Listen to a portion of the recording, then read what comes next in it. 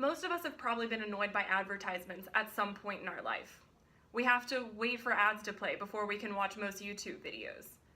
In seemingly innocent BuzzFeed articles, we'll see sponsors listed with plugs to their favorite services or products. On Pinterest, you'll see them intermixed with your craft and recipe ideas. They're absolutely everywhere. They're on TV, on your phones, on your computer, in magazines, in newspapers, on billboards, pasted to the sides of buses. You just can't get away from them. HubSpot, a leader in marketing data, states that 91% of people would agree that advertisements are intrusive and annoying. But I believe that we must not take for granted how advertising has positively impacted our lives. A world without advertising is not a better alternative to what we currently face. As a marketing and advertising student, I've done loads and loads of research on this topic, and I'll discuss with you why advertising is essential to our way of life. We'll start by looking at what most people believe would be a typical day void of advertisements. We'll talk about why this might not be the case, and then we'll revisit the idea through reality's eyes. But first, let me walk you through what most people believe would be a typical day without advertisements. You wake up, you make your morning cup of coffee, and you grab the newspaper. You read through it and it's all news, all content, not a single advertisement. Then you get into your car for your morning commute and your favorite radio station isn't playing commercials. It's just all of your favorite music for the entire ride. Then you get to work for a couple hours, and now you're gonna go out to lunch. So you walk down the street, there's no billboards, no bus stop ads, no neon signs distracting you from the architecture and the people of your city. Then, after you eat lunch at your favorite local spot, you head back to work for a few more hours, and head home on your still commercial-free commute. Once you get home, you decide to catch up on your friends, so you get on Facebook or Instagram, scrolling through, looking at their pictures and their comments without having to scroll past a single advertisement. Then you even look up a dinner recipe on Pinterest and make it without the pop-ups getting in your way. Before bed, you watch your favorite TV show, which is commercial-free. No interruptions, no sitting there waiting for the commercials to finish to figure out what happens next. Then you head off to bed feeling like you had a pretty good day. Sounds too good to be true, right? Well, that's because it is.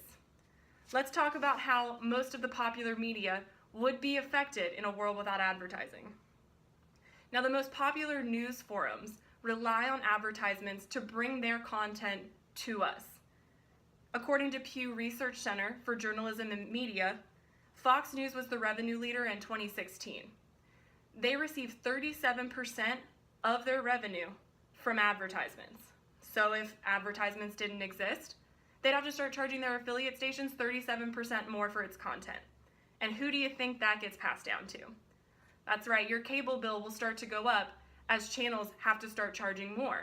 Your cable bill could go up by as much as $450 per year, but that's assuming that all of these stations could stay alive.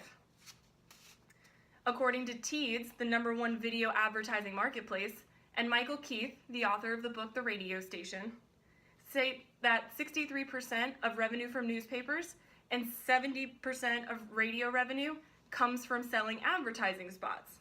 So if that disappeared, they would either cease to exist or we would start having to pay more for their content. So as an example, the New York Times, one of the most popular newspapers in the world, currently charges $195 per year for a subscription.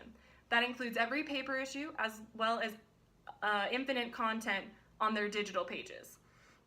But if they lose their advertising revenue, that price would go up to $318 a year. And that's assuming they lose absolutely no digital or print subscribers that they currently have. Now, Jen, I can live without TV, I can live without newspapers, and I can live without the radio. There's always the internet, right? Well, most of the most used sites on the internet wouldn't exist without advertising. Here you can see a graph that I've made that shows the total revenue that companies gain from advertising from 4 of the most popular websites. As you can see, Facebook is the highest, they also own Instagram, and 97% of their revenue comes from advertisements. That's almost 100%. So without it, how would they possibly exist? Well, they either wouldn't, or they'd have to start charging for the service. As an example, let's look at Pandora Radio Station. It's a free internet radio station that allows you to create playlists You listen to music, and every now and then you'll get a couple 30 to 1 minute ads. If you can suffer through that, it's free. If you'd like to have no ads, you'd be paying $36 per year. Not too bad, right? Well, 77% of their revenue comes from advertising. So if it didn't exist, then there would be no free option, and everyone would be required to pay at least $64 more if you add on additional features like replaying songs or unlimited skips. What about Google? They get 90% of their revenue from advertisements. Without it, they'd have to start charging for Google searches. Would you pay $1 for every Google search you made? Or what would we do in a world without Google? All of this is just adding up so fast, but it's not just the digital world that's affected. Let's talk about how the economy, and especially small businesses, would be affected by a world without advertising. Now, small businesses rely on advertising to talk about their products, their services, and their location, and compete with larger competitors. Even if they have lower prices and higher quality goods compared to their larger competitors, it wouldn't matter unless they could tell people about it. And because they have less money than companies, say, like Walmart or Target, or large restaurant chains like Longhorn, Outback, or Chili's, they couldn't afford to have prime real estate. That being said, they'd be on small side streets without being able to advertise where they are. They'd have less foot traffic, and most people wouldn't even know they were there. They'd eventually have to shut down their doors. Now that we've talked about all of the dangers of a world without advertising, let's revisit a typical day without advertisements. So you wake up, you make a cup of coffee, but there's no newspaper to grab for. You get in your car for your morning commute, and there's no radio stations. You just get static. Your ride's pretty quiet today. After a few hours of work, you head out to lunch, but once you get to your favorite local spot, you realize their doors have been closed for business because they couldn't remain alive. Finally, you get home from work and you go to look at your social media. Maybe looking at pictures of friends or cute cat videos will cheer you up from your horrible day so far. But when you try and log into Facebook, they're charging you a fee. So you get on Instagram, you go to YouTube, you go to Twitter, they're all charging a fee. You don't want to do that. So you just sit down on your couch, you turn on your TV, and you look for your favorite TV show, but your cable's been canceled temporarily until you agree to a new contract. Now, it's only $100 a month, which is now the national average, but the catch is you'd only be getting a dozen or so channels, because that's all that could stay alive without advertising. You go to bed completely and totally annoyed. As you can see, a world without advertising comes at a cost, and it's not a better alternative to the sometimes annoying advertisements we face today. We take for granted the amount of content and knowledge and entertainment that's at our fingertips for free or for a low cost.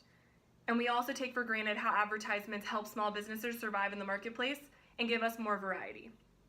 Without advertising, our economy would suffer, and we would be left to face the ultimate price. These are my speaking notes.